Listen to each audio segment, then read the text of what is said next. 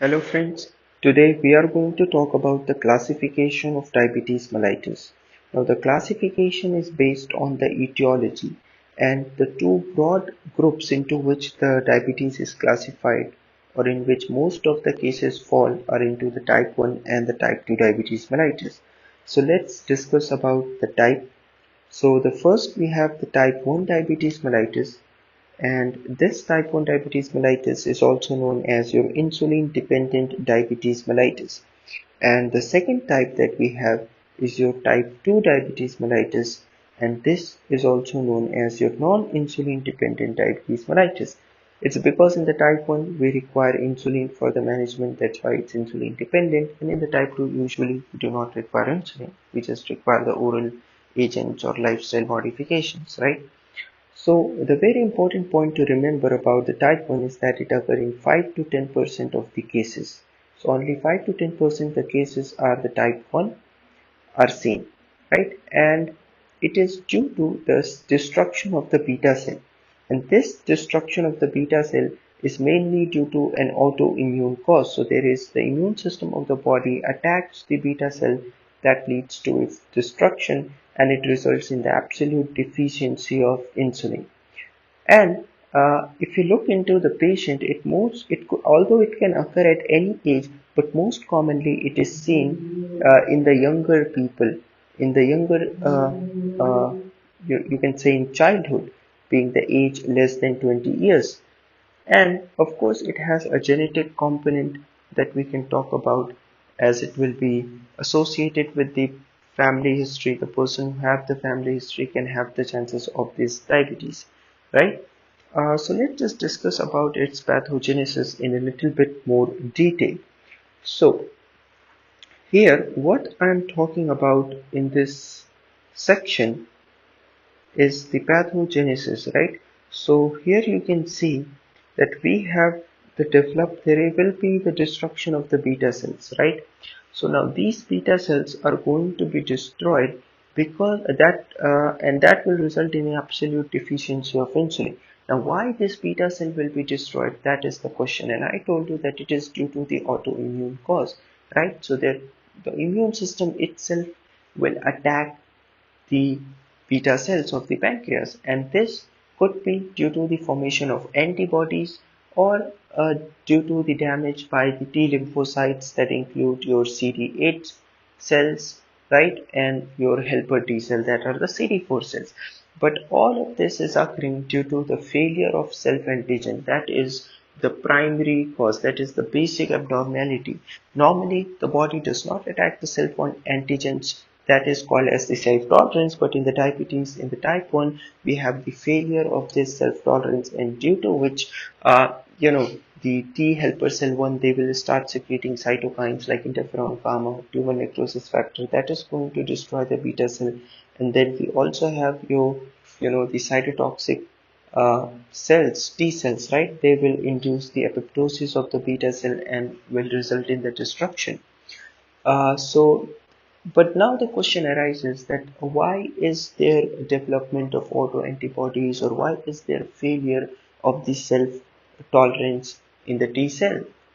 And this could be due to the two causes. It could either be due to your genetic cause, or there could be environmental factors.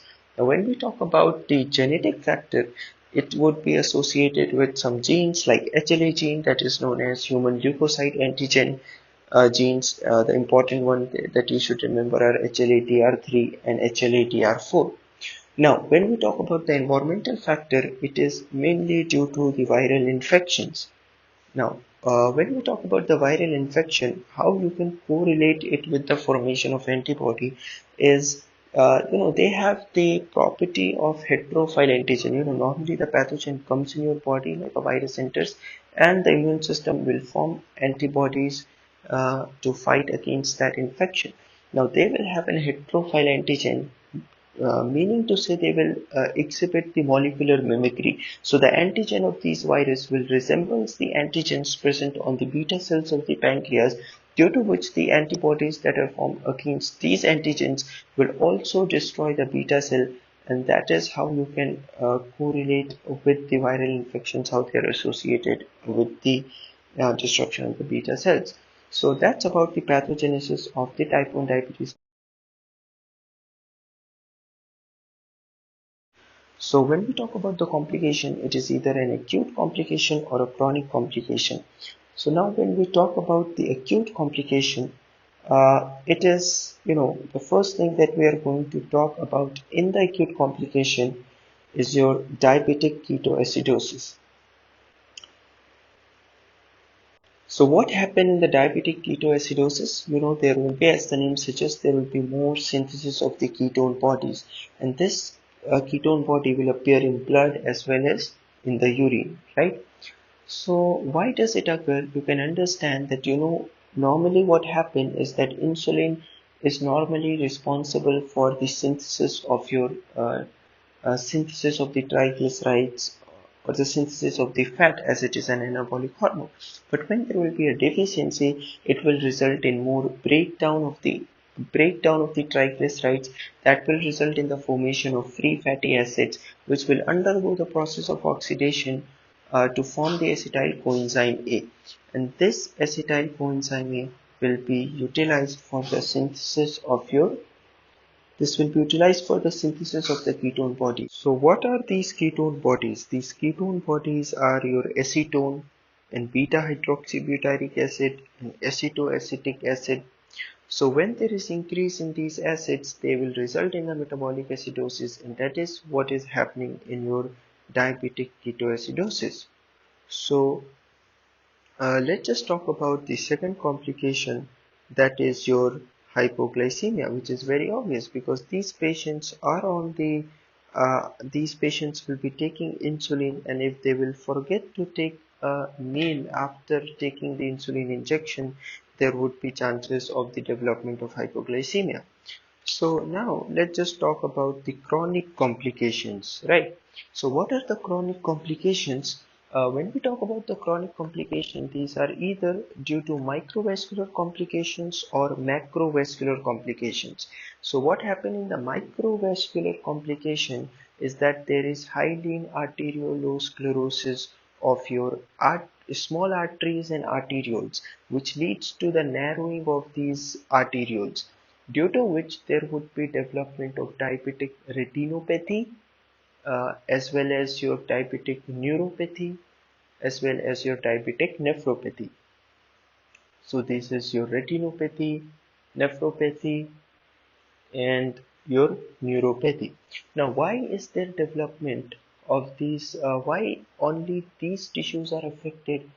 I will just explain, because you know that normally what insulin does, that insulin is required by the peripheral when it acts on the peripheral tissue like your skeletal muscle or your adipose tissue. They require insulin for the uptake of glucose, but these neurons, the nephrons, as well as your endothelial cells and the lenses, they do not require insulin for the uptake of your glucose. So they do not require insulin, and that is why there will be unregulated uptake of glucose by these cells, and that will result in the damage, and that is why they are the main target in the diabetes mellitus. Now the second complications are the macrovascular complications, which is due to this is due to your atherosclerosis, right, which result in the narrowing of your large arteries. So this atherosclerosis, we talk about its location. So when this atherosclerosis is occurring in the, let's say if it occur in the coronary artery, it will result in your myocardial infarction, right? And when we talk about uh, your carotid artery, then it will result in your strokes. So that is about the complication. So now let's just move into the talk about the type 2 diabetes mellitus. So when we talk about the type 2, it is non-insulin dependent, and very important thing to remember is that it is very common. It occurs in 90 to 95% of the cases. You will find the type 2 diabetes mellitus, and it is due to the peripheral resistance to the insulin. So either the insulin receptors are damaged or there is problem in the signaling pathway which result in the peripheral resistance, and there is also relative deficiency of insulin, not the absolute which is happening in the type 1. There is relative deficiency, and I will explain you why. And when we talk about what age group it affects, so it usually affects the older age groups like more than 40 years, and it is very common in the obese people. So obesity is a very high risk for the development of your type 2 diabetes mellitus. And of course, it also has the genetic correlation. So if there would be positive family history, there would be chances of the development of your diabetes mellitus, right? So let's just talk about its pathogenesis in the detail. But before that, let me just explain you that uh, how there is development of the peripheral resistance cell. This is a peripheral cell or a skeletal muscle. So what will happen is it will contain the receptors for the insulin. So these are the insulin receptor. Let's say this is your insulin molecule. Now these insulin molecules are going to bind to its receptor, and these are the tyrosine kinase receptor. So when there is binding of the insulin, there will be activation of the tyrosine kinase enzyme, which will then activate some signal molecules. So there will be signaling pathways that will send this signal to the nucleus, and in the nucleus there will be this translation or transcription that will result in formation of some proteins, and ultimately it will lead to the expression of your GLUT receptors on the surface, right? So that the, let's say this is your glucose molecule, and this glucose molecule will now be able to enter inside of these cells. So what happened in the type 2 is either there is damage to these receptors or there is a problem with this signaling pathway, right? That is why there is resistance. So what is the cause of this destruction of these insulin receptors and the interference in the signaling pathway? So remember, these patients are typically obese. So these obese patients will have free fatty acid, and this free fatty acid is the root cause of all the problems. What happened is that this free fatty acid will cause the release of pro-inflammatory cytokines like your interferon, tumor necrosis factor, which is going to cause damage to these insulin receptors. And since these free fatty acids, they will be lipid soluble, so they can enter into inside of these cells and interfere with the signaling pathway, and that would lead to the peripheral insulin resistance. So that is what I am telling here, that if you look into the insulin resistance, it is caused due to your free fatty acid, that is your lipotoxicity. And there will be two ways. One would be your indirectly, that is by the secretion of the pro-inflammatory cytokines, or directly by interfering your signaling pathway, right? And the another thing that happen in your type 2 diabetes mellitus is the beta cell dysfunction. So what happens in the beta, now why this beta cell dysfunction happen? Remember, due to this insulin resistance, there will be a transient increase in the glucose level in the blood, and this increased glucose level is going to stimulate the beta cells, right? So they will stimulate the beta cells so that they will release the insulin and decrease the glucose level back to the normal. But since these patients have insulin resistance, it will require a more number of insulin molecules to control this elevated glucose level. So what happened that the beta cells of the pancreas, they undergo hyperplasia. There will be compensatory hyperplasia. So their number is going to increase. So when their number is going to increase, they will be secreting more insulin. So initially, in the type 2 diabetes mellitus patient, there will be hyperinsulinemia, right? So there will be hyperinsulinemia, that is, there will be increased insulin, and that is able to control the elevated level, so they will present with the normal glucose level in their blood, that is normal glycemia. But what happened, you know that this compensatory mechanism cannot run forever, right? So at some point these beta cells are just going to give up, and there would be the failure of the beta cells. So some beta cells are will undergo this failure. There will be early stage and the late stage. So in the late stage, when there will be failure of the beta cell, that would lead to the decreased number of the insulin. So there will be relative deficiency of insulin, and that will be responsible, and due to this the patient will now develop this hyperglycemia, right? And remember that this beta cell dysfunction, I told you, it is due to this elevated glucose level, so that is glucotoxicity, and even the lipotoxicity would be responsible for it because of the inflammatory mediated damage by the free fatty acids. So now let's just talk about the complications. So we have got this acute complication, right? So in the acute complication, we have, there are very less chances of the diabetic ketoacidosis because they have relative deficiency, not the absolute deficiency, right? But diabetic ketoacidosis can occur when it is precipitated by some stress.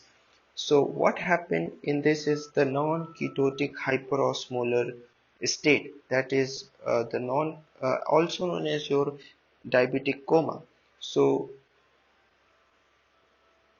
what happened in this is that there will be again a severe hyperglycemia will there, and then the patient's osmolarity is going to increase, the plasma osmolarity is going to increase, and they will be present with the severe dehydration.